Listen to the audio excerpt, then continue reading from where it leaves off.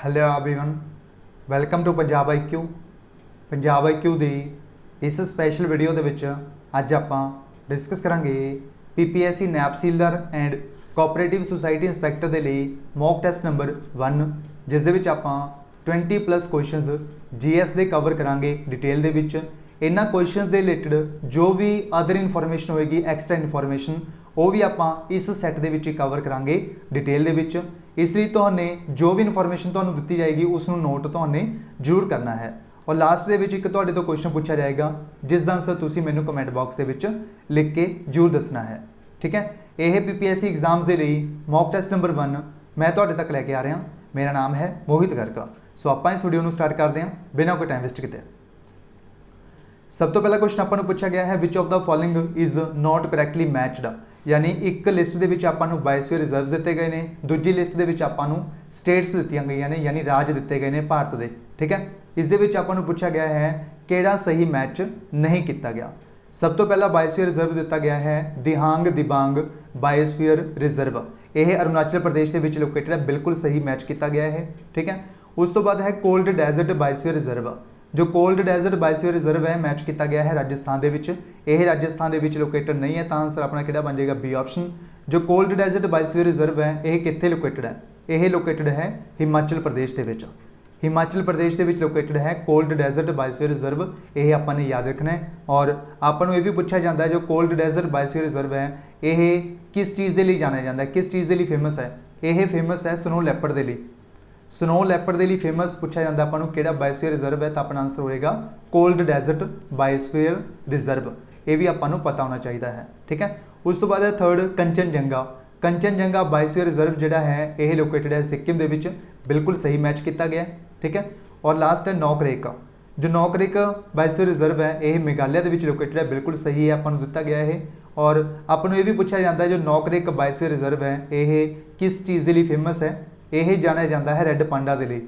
ठीक है, red panda के लिए फेमस है नौकरेक बायोस्फीयर रिजर्व, यह भी आपको क्वेश्चन एग्जाम के पूछा जाता है, यह भी आपने याद रखना है। इसलिए अपना आंसर किहड़ा बन जाएगा इस क्वेश्चन का बी ऑप्शन बन जाएगा, क्योंकि कोल्ड डेजर्ट बायोस्फीयर रिजर्व है जिहड़ा यह मैच किया गया इन्हां दे द्वारा राजस्थान के विच, बट यह लोकेटेड है हिमाचल प्रदेश के विच, इस करके आंसर बन जाऊगा अपना बी ऑप्शन। नेक्स्ट देखो second number question, in which of the following states is the Keibul Lamjao national park the only floating park in the world located, यानी विश्व के विच सिर्फ और सिर्फ एक तैरदा होया पार्क है, फ्लोटिंग पार्क है। ठीक है, जिसका नाम है कीबुल लामजाओ नेशनल पार्क। आपको पूछा गया है यह कित्थे लोकेटेड है, यह तो सबनों पता होएगा, यह लोकेटेड है मणिपुर के विच। इस क्वेश्चन का सही उत्तर है अपना ए ऑप्शन, मणिपुर के विच लोकेटेड है विश्व का floating park, only floating park. ठीक है, जिसका नाम है कीबुल लामजाओ नेशनल पार्क, इसका आंसर है अपना ए ऑप्शन मणिपुर। नैक्सट देखो थर्ड नंबर क्वेश्चन, इस दे विच आपने इनकरैक्टली मैचड है जिहड़ा उसनूं फाइंड करना है। ठीक है, सब तो पहला है अलगोजा। अलगोजा नूं मैच किया गया इन्हां दे द्वारा ऑर्नामेंट दे नाल, लुडी नूं मैच किया गया इंस्ट्रूमेंट दे नाल, हंसली नूं मैच किया गया है डांस दे नाल, बट ये आपको तीनों ही गलत मैच दिते गए हैं, तो अपना आंसर किहड़ा बन जाएगा इस क्वेश्चन का डी ऑप्शन बन जाएगा फर्स्ट सैकेंड एंड थर्ड, तीनों के तीनों इनकरैक्टली मैच करके दिते गए हैं। ठीक है, सब तो पहला गल करते हैं अलगोजा। जो अलगोजा है यह एक ऑर्नामेंट नहीं है, यानी यह एक गहना नहीं है, यह की है एक यह है म्यूजिकल इंस्ट्रूमेंट, यह की एक म्यूजिकल इंस्ट्रूमेंट है। अलगोजा की है म्यूजिकल इंस्ट्रूमेंट। उस तो बाद आ गया लुडी। लुडी नूं मैच किया गया है इंस्ट्रूमेंट के नाल, बट यह की है एक मेल का फोक डांस है। ठीक है, यानी एक फोक डांस है जो कि मेल्स के द्वारा परफॉर्म किया जाता है, इस करके आप लिख सकते हैं male folk dance, male folk dance इसनूं लिख सकते हैं। ठीक है, उस तो बाद हंसली। हंसली नूं मैच किया गया डांस के नाल, बट यह डांस नहीं है, यह एक डांस की परफॉर्मेशन नहीं है, यह की है एक गहना है यानी ऑर्नामेंट है। ठीक है, ऑर्नामेंट है हंसली, यानी तीनों के तीनों गलत मैच किए गए हैं, क्योंकि अलगोजा की है म्यूजिकल इंस्ट्रूमेंट, लुडी की है मेल फोक डांस है, हंसली की है ऑर्नामेंट है, इस करके तीनों गलत मैच किए गए हैं। आंसर बन जाएगा अपना D option first second and third, यानी all of the above are incorrectly matched, answer बनेगा डी ऑप्शन।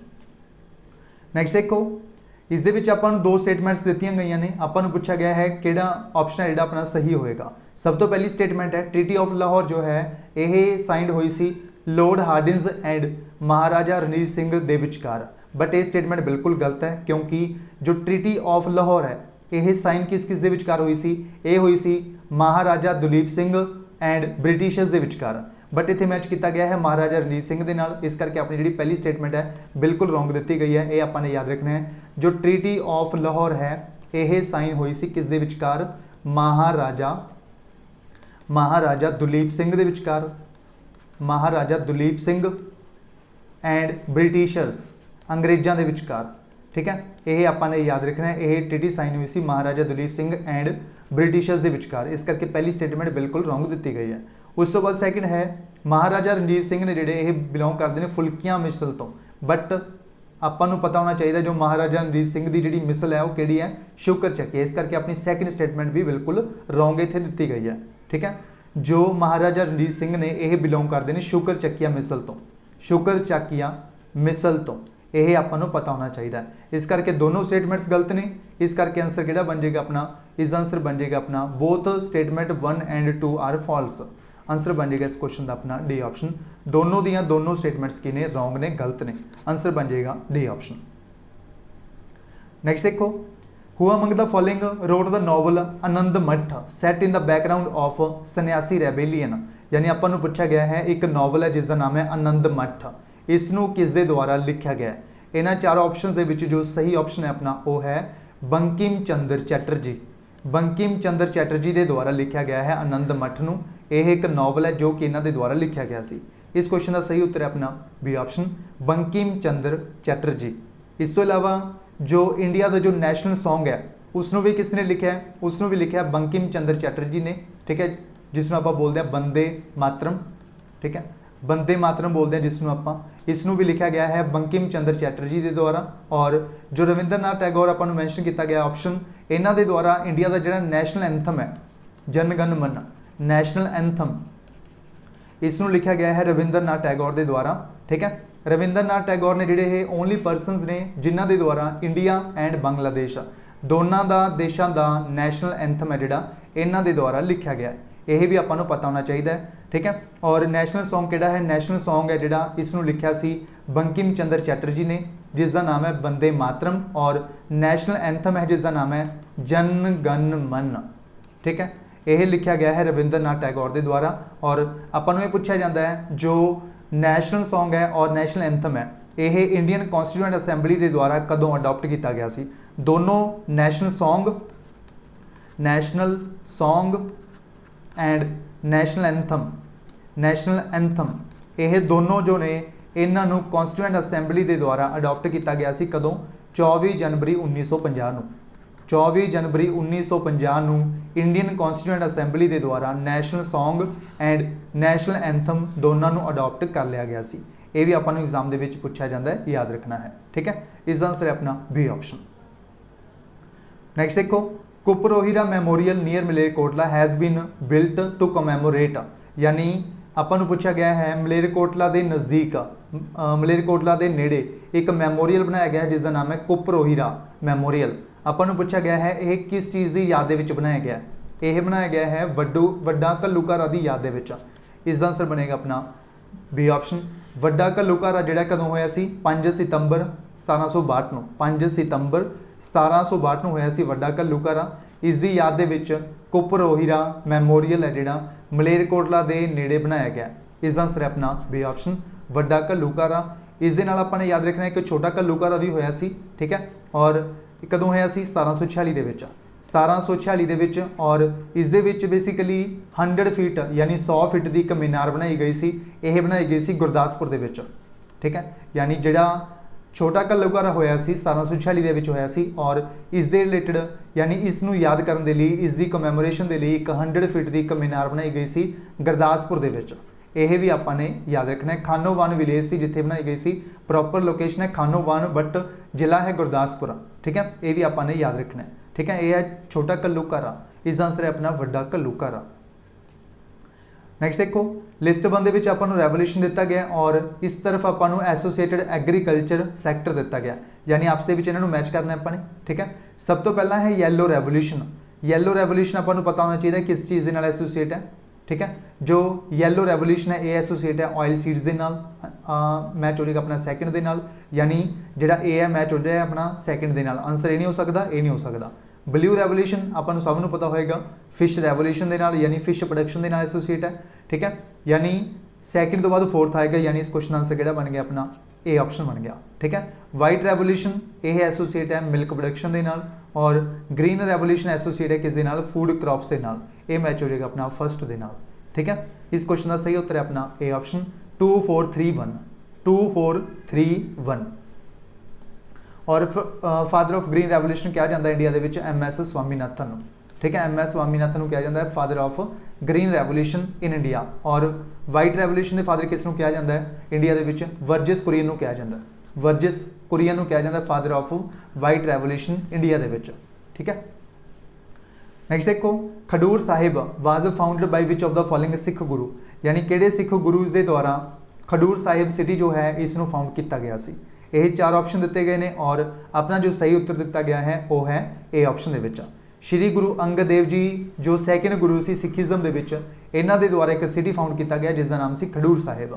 इसका आंसर है अपना ए ऑप्शन श्री गुरु अंगद देव जी, ठीक है। इन्हों लोकली की बोलते सी, इन्हों बोलिया जाता सी भाई लैना जी, ठीक है। यानी इन्हों का जो ओरिजिनल नेम है वो की है भाई लैना जी, भाई लैना जी। इन्हों का जन्म होया सी 31 मार्च 1504 नूं, कित्थे होया सी, मट्टे दी सराय दे उपर, मट्टे दी सराय मुक्तसर दे विच।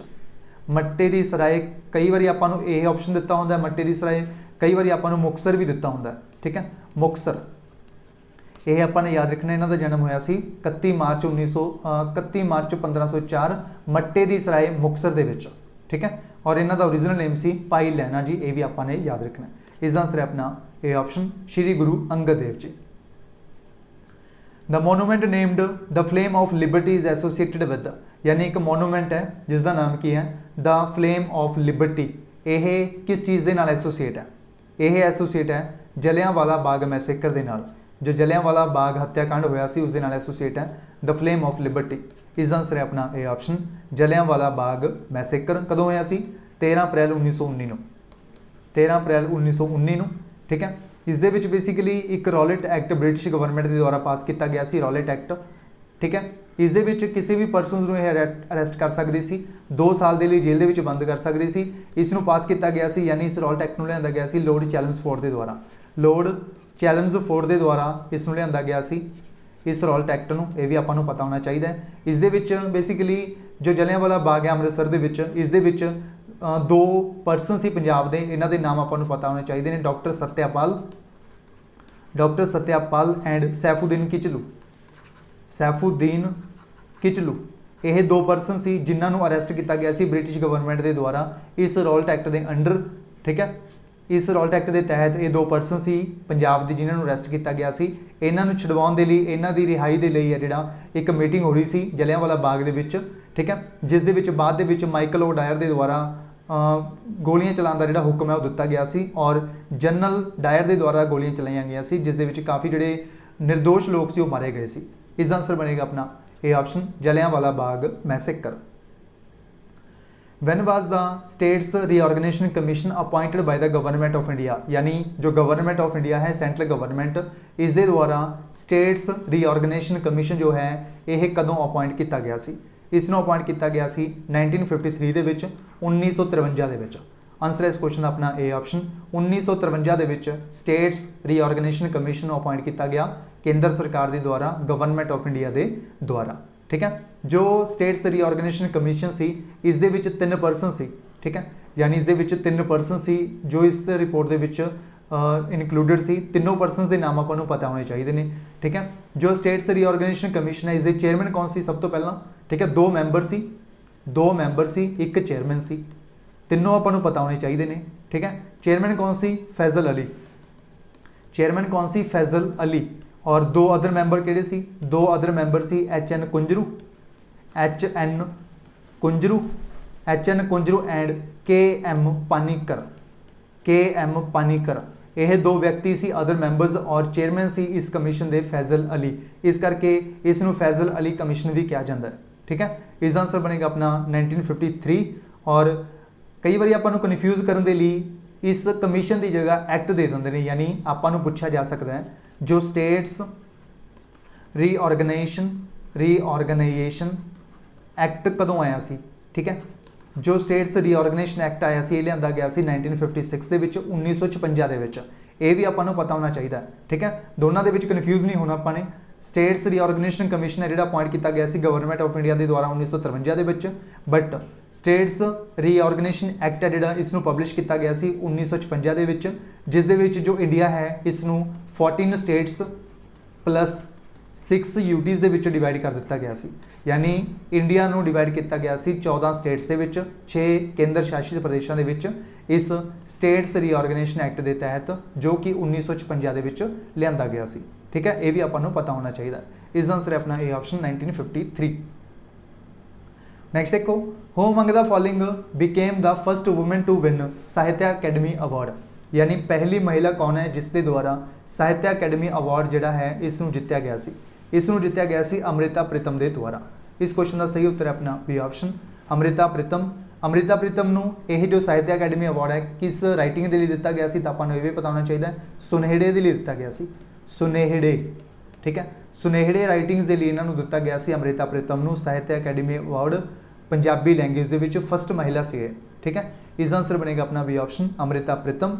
अगर पूछा जाए पहले परसन कौन सी जिन्होंने साहित्य अकैडमी अवार्ड दिता गया सी, तो आपां नूं यह भी पता होना चाहिए, यह परसन सी भाई वीर सिंह।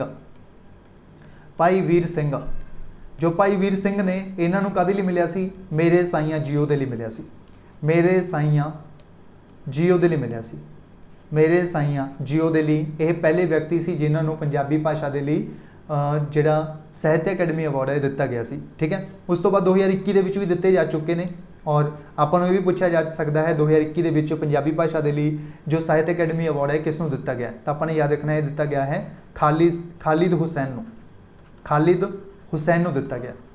खालिद हुसैन नूं काहदे लई दिता गया है, इन्हां दी एक शॉर्ट स्टोरी है जिसका नाम है 16 दा sullen.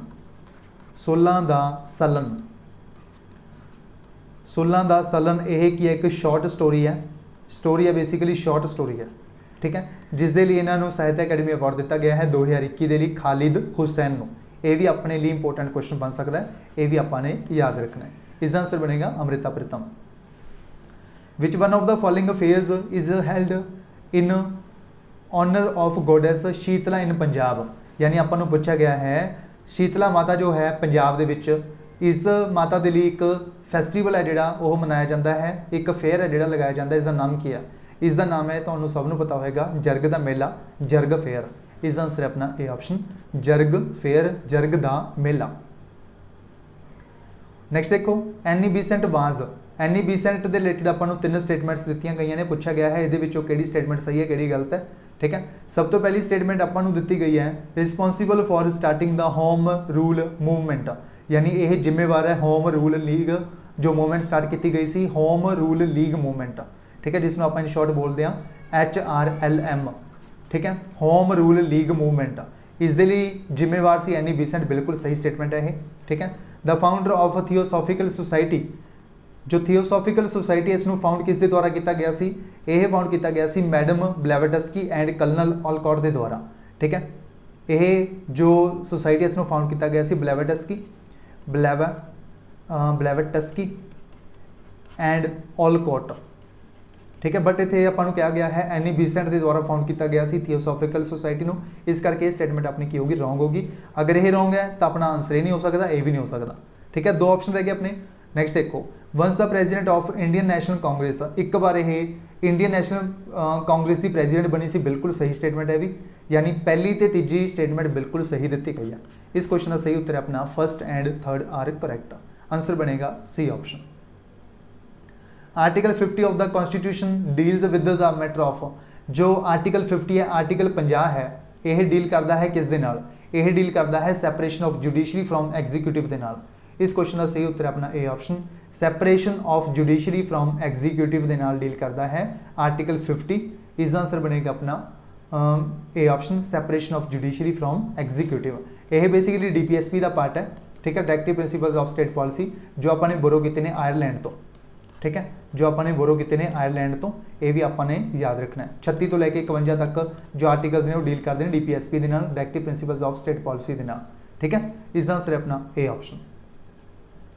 Money bills can be introduced in the state legislature with the prior consent of, यानी मनी बिल अगर इंट्रोड्यूस करना है स्टेट लैजिस्लेचर असैंबली के विच, यानी स्टेट लैजिस्लेटिव असैंबली जो विधान सभा होंदी है उस दे विच अगर मनी बिल इंट्रोड्यूस करना है तो ਆਪਾਂ ਨੂੰ ਪਹਿਲਾਂ ਪ੍ਰਾਇਰ ਕੰਸੈਂਟ ਲੈਣੀ ਪਏਗੀ, ਸਹਿਮਤੀ ਲੈਣੀ ਪੈਂਦੀ ਹੈ। ਕਿਸ ਦੀ ਲੈਣੀ ਪੈਂਦੀ ਹੈ? ਜਿਵੇਂ ਸੈਂਟਰ ਦੇ ਵਿੱਚ, ਯਾਨੀ ਅਗਰ ਆਪਾਂ ਨੇ ਸੈਂਟਰਲ ਪਾਰਲੀਮੈਂਟ ਦੇ ਵਿੱਚ ਕੇਂਦਰ ਸਰਕਾਰ ਦੇ ਦੁਆਰਾ ਕੋਈ ਮਨੀ ਬਿੱਲ ਹੈ ਜਿਹੜਾ ਇੰਟਰੋਡਿਊਸ ਕਰਨਾ ਹੁੰਦਾ ਤਾਂ ਉੱਥੇ ਜੋ ਪਰਮਿਸ਼ਨ ਲੈਣੀ ਪੈਂਦੀ ਹੈ ਉਹ ਲੈਣੀ ਪੈਂਦੀ ਹੈ ਪ੍ਰੈਜ਼ੀਡੈਂਟ ਦੀ। ਸੇਮ ਉਸੇ ਕੇਸ ਦੇ ਵਿੱਚ ਸਟੇਟ ਦੇ ਵਿੱਚ ਕਿਹਦੀ ਲੈਣੀ ਪੈਂਦੀ ਹੈ? ਇਹ ਕੰਸੈਂਟ ਲੈਣੀ ਪੈਂਦੀ ਹੈ governor the, Rajpal the.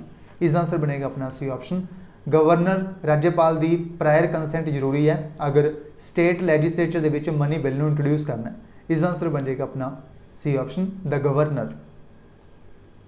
The hygrometer is an instrument to measure, hygrometer जो है यह एक इंस्ट्रूमेंट है जो कादे लिए यूज़ किया जाता है।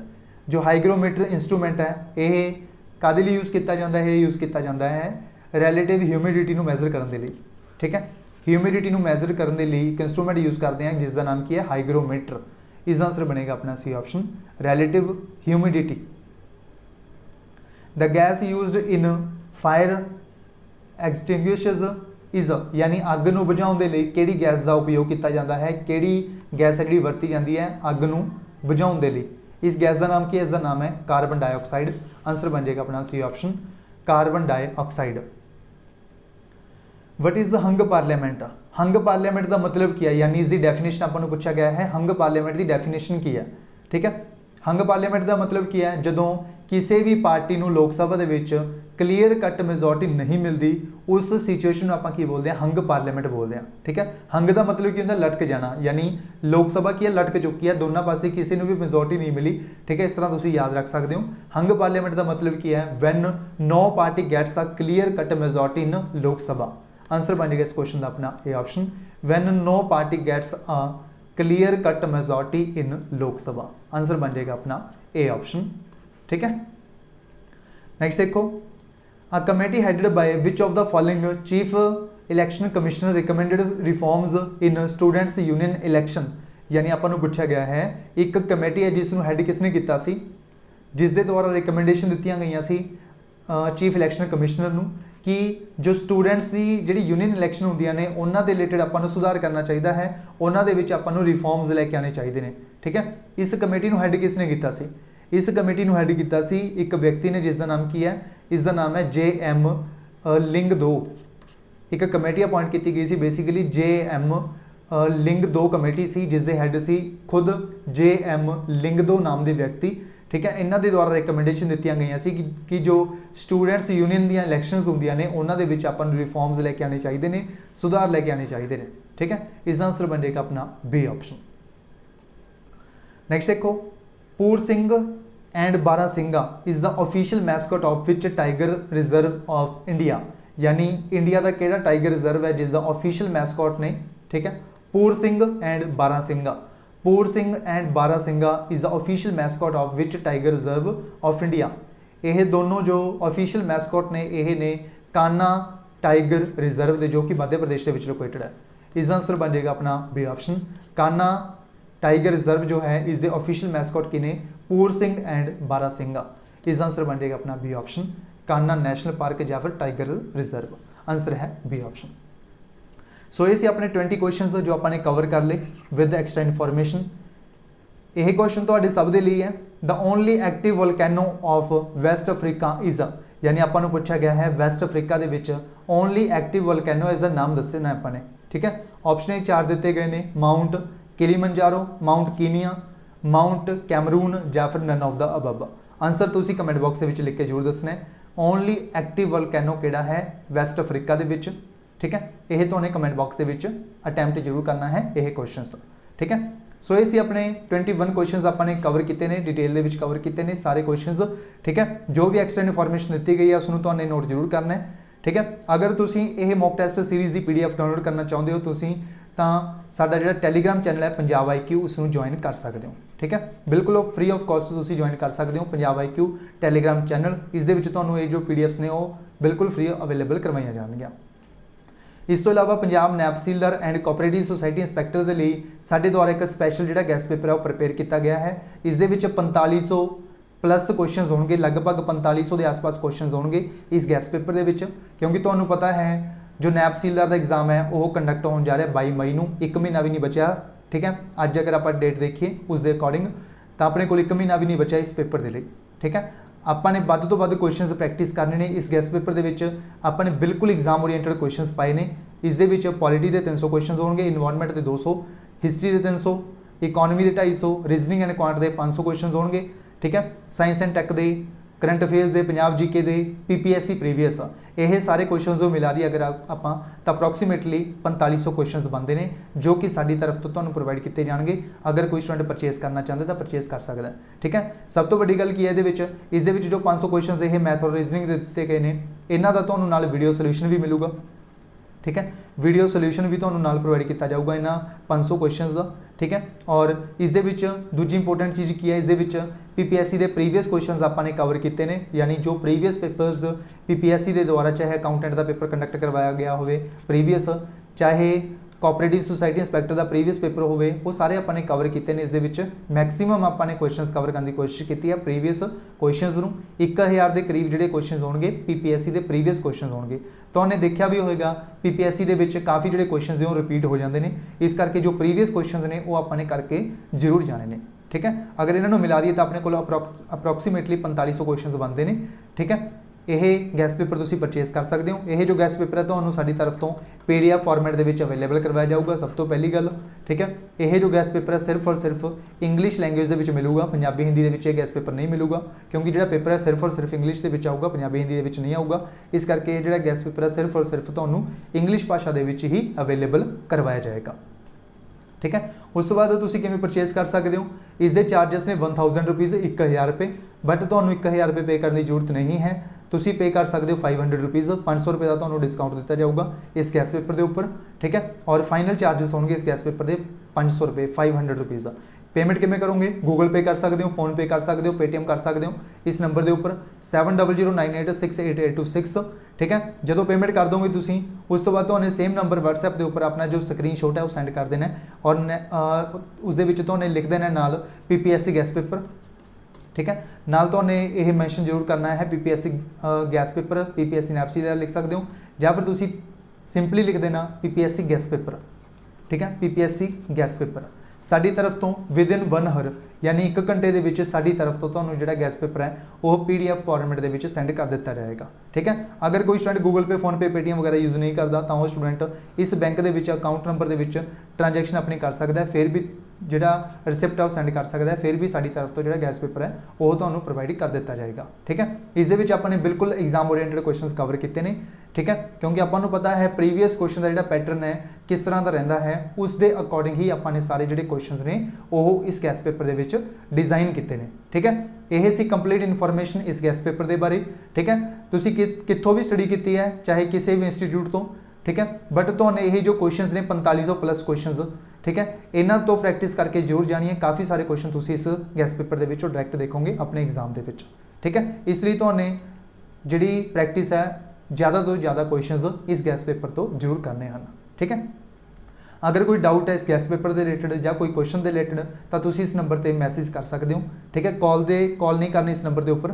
ठीक है, सिर्फ और सिर्फ मैसेज कर देना, 1 घंटे के साडी तरफ तो तुहानूं रिप्लाई कर दिता जाऊगा 7009868826 नंबर के उपर। ठीक है, फुली रिकमेंड किया जाता है साडी तरफ तो यह गैस पेपर। इसनूं तुहानूं जिहड़ा है प्रैक्टिस करके जरूर जाना है इस गैस पेपर में। ठीक है, सो ये सी अपना PPSC नैब सीलर एंड कोऑपरेटिव सोसाइटी इंस्पैक्टर के लिए मॉक टेस्ट नंबर 1, जिस दे विच आपने 20 प्लस क्वेश्चन कवर कर ले, डिटेल दे विच कवर कर ले। ठीक है, इस दे विच इस मॉक टेस्ट नंबर 1 के बस इन्ना ही मिलते हैं मॉक टेस्ट नंबर 2 के विच। अगर तुसीं इस मॉक टेस्ट सीरीज़ जो आपने फ्री स्टार्ट की है YouTube चैनल के उपर, अगर तुसीं PDF डाउनलोड करना चाहते हो तो तुसीं साडा जिहड़ा टैलीग्राम चैनल है जिसका नाम है पंजाब IQ, इसनूं ज्वाइन कर सकते हो। ये तो तुहानूं जिहड़ियां PDFs ने वो मिल जाणगियां। ठीक है, जो भी आप YouTube के उपर तुहानूं प्रोवाइड करांगे वीडियोज़, उन्हां दीयां PDFs तुहानूं नाल ही प्रोवाइड कर दित्तियां जाणगियां। ठीक है। इस वीडियो को लाइक कर दिओ, शेयर कर दिओ और जेकर तुहाने साडा चैनल हाले तक सबसक्राइब नहीं किया तो चैनल को सबसक्राइब करके बैल आइकन को भी जरूर प्रेस कर लिओ, ठीक है। इस वीडियो के बस इन्ना ही, मिलते हाँ PPSC के mock test number 2 so thank you so much.